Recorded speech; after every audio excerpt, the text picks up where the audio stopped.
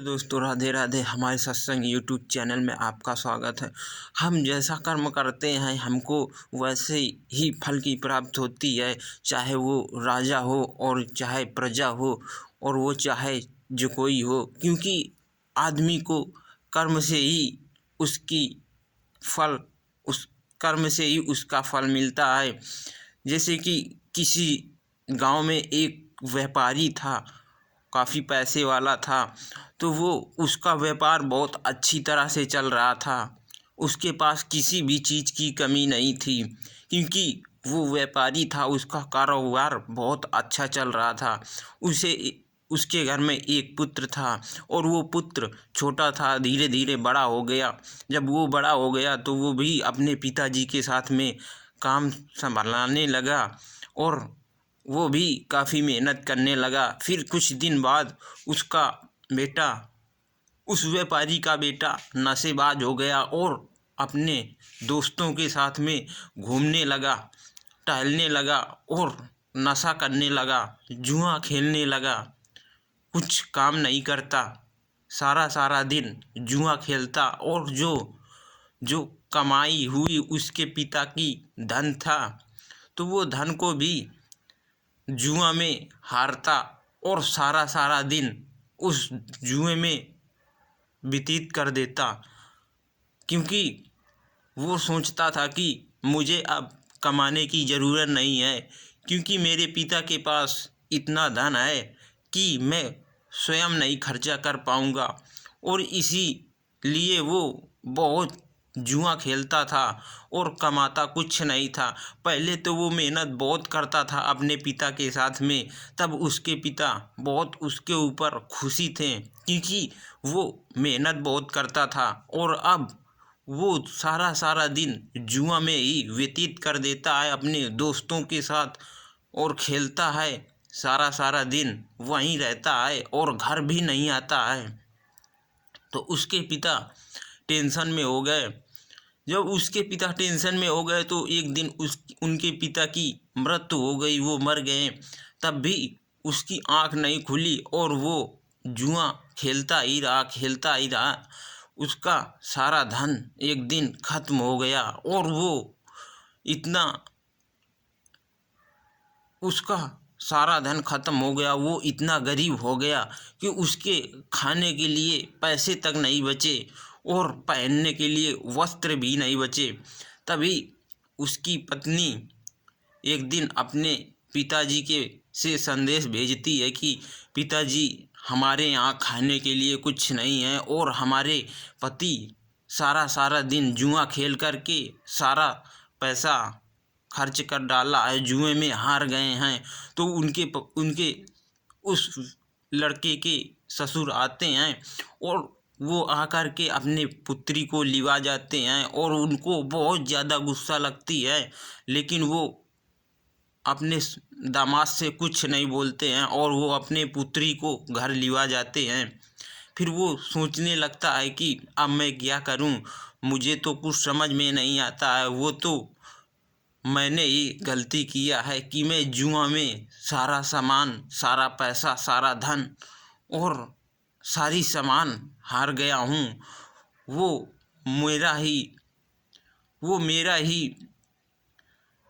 मेरी ही गलती थी कि मैं हर सामान जुए में हार गया हूँ। अब मैं क्या करूँ? तो वो सोचने लगा कि मुझे चलना चाहिए ससुराल और ससुराल में जाकर के मुझे थोड़ा वहाँ से कुछ पैसे लेना चाहिए और मुझे फिर से अपना व्यापार चालू करना चाहिए। तभी वो चल दिया अपने ससुराल जाने के लिए और उसको उसके शरीर में कपड़े फटे पुराने थे और वो सोचने लगा कि मैं इतना बड़ा आदमी हूँ, पैसे वाला हूँ, लेकिन अब मेरे पास कुछ नहीं है। तो मेरे पास फटे पुराने कपड़े हैं, इन कपड़ों को मैं पहन करके जाऊंगा तो लोग मुझे क्या सोचेंगे कि क्या यही पैसे वाले हैं। तो वो ऐसा करता है कि किसी एक दुकान में जाता है और वहाँ से कपड़े लेने की बात करता है। तभी रात हो जाती है और उस दुकान के कपड़े वाले ने बोलता है कि अभी तुम्हारे पास पैसे नहीं हैं, आज नहीं मिलेंगे, कल मिल पाएंगे पैसे तुम्हें, कल कपड़े तुम्हें मिल पाएंगे, क्योंकि हमारी अभी बिक्री भी नहीं हुई है। तो वो दूसरे दिन का वहीं दुकान के पास इंतज़ार करता है और रात हो जाती है, वहीं वो लेट जाता है। तभी रात में वो देखता है कि एक पुरुष उसी दुकान में आता है और आकर के उसी दुकान में चला जाता है। फिर पीछे से एक स्त्री आती है उसी दुकान में। तो वो सोचता है कि ये स्त्री तो मेरी जानी पहचानी लग रही है। फिर उसने स्त्री ने उस पुरुष से कहा कि अंदर ही उस पुरुष से कहा कि मेरे पति तो मेरे पति तो काफ़ी धनवान थे, लेकिन उनके पास अब खाने के लिए भी कुछ नहीं बचा है। मैं अब अपने पति के साथ में रहना नहीं चाहती हूँ, क्योंकि उन्होंने अपने पिताजी का सारा धन खर्च कर डाला है और भिखारी बन गए हैं। ना हमारे पास वस्त्र हैं और ना कपड़े हैं। मैं अब उनके साथ में रहना नहीं चाहती। मैं आपसे शादी करना चाहती हूँ और शादी करके मैं आपके साथ में रहना चाहती हूँ। तो उस और मेरे ससुर जी व्यापारी थे। मेरे ससुर जी व्यापारी थे और वो अपने वो अपने मकान के चारों ओर एक एक सोने के सिक्के गड़वाए हैं और उसे मेरे घर को आप खरीद लीजिए, तो उससे आपको सोने के सिक्के मिल जाएंगे और वहीं पर हमारा गुजारा हो जाएगा और हमारे पास सोने के सिक्के भी आ जाएंगे और काफ़ी पैसा हमारे पास आ जाएगा।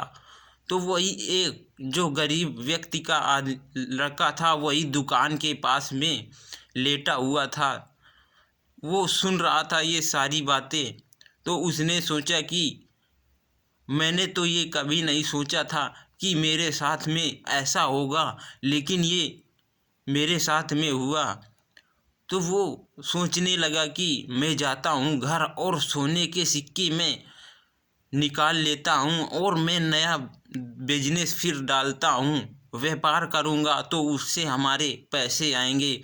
वो घर जाता है और घर जाकर के वो सोने के सिक्के सारे निकाल लेता है और निकाल कर के वो वहीं पर कुछ दूसरी चीज़ गाड़ देता है, कोयला गाड़ देता है। और वो दूसरा व्यक्ति जो उस स्त्री से बात कर रहा था, वो व्यक्ति आया और उससे बोला कि अपना ये घर बेच रहे हो क्या? तो वो व्यक्ति बोला कि हाँ, मैं घर बेच रहा हूँ।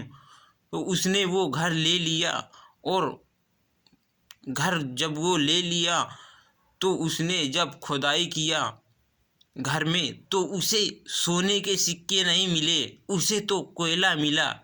और वो सोचने लगा कि मैं तो पागल बन गया उस स्त्री के चक्कर में। यहाँ पर वो स्त्री बोल रही थी कि यहाँ पर सोने के सिक्के हैं, लेकिन यहाँ पर तो चारों तरफ कोयला निकला। अब मैं क्या करूँ, मेरा धन भी गया और मेरे पैसे भी गए। अब मुझे कुछ सोच नहीं आ रहा था। और वो जो व्यक्ति जो जो काफ़ी जुआड़ी था, उस व्यापारी का लड़का, वो उसके पास पैसा काफ़ी हो गया था, उसके पास बहुत ज़्यादा पैसा हो गया था। तो वो नया व्यापार फिर शुरू किया और नया व्यापार शुरू करके वो फिर से काफ़ी पैसे वाला हो गया। जब वो काफ़ी पैसे वाला हो गया तो उसके पास खाने पीने पहनने ओढ़ने को भी कमी नहीं थी और वो पहले जैसा फिर हो गया, क्योंकि उसने कठिन परिश्रम की और इसीलिए वो फिर से पैसा वाला हो गया। तो हमें अगर जुए से ना कोई व्यक्ति कभी अमीर हुआ है और ना होगा, क्योंकि जुआ हमें अमीर नहीं बनाता है।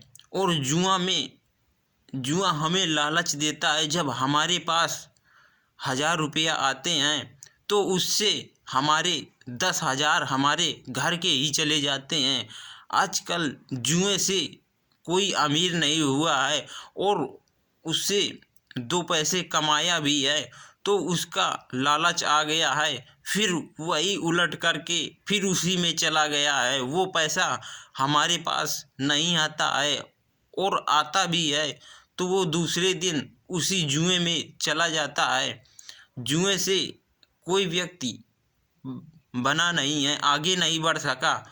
इसीलिए हम जुआ हमको नहीं खेलना चाहिए और जुआ खेलने से हमारी जुआ खेलने से हमारी